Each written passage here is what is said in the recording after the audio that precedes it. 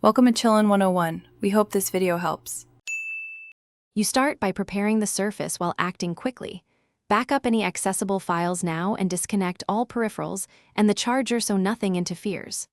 Once done, check the battery indicator if you can. Low power can mimic black screens. Next, perform a force restart. Hold the power button for 30 seconds to drain residual charge, then press and hold power plus volume up for 15 seconds. This clears temporary firmware hangs and often brings the display back without deeper intervention. If the restart didn't fix it, you move into boot and driver recovery.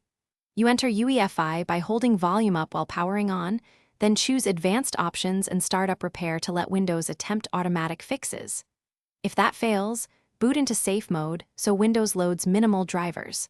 Once there, open Device Manager and reinstall or roll back the display adapter.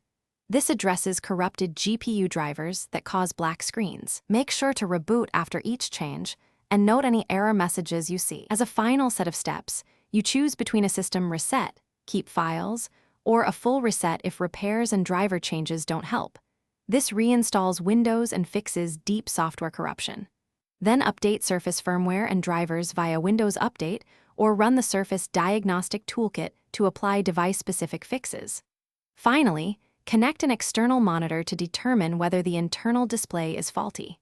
If the external shows output, request a hardware repair. If not, the problem is likely motherboard.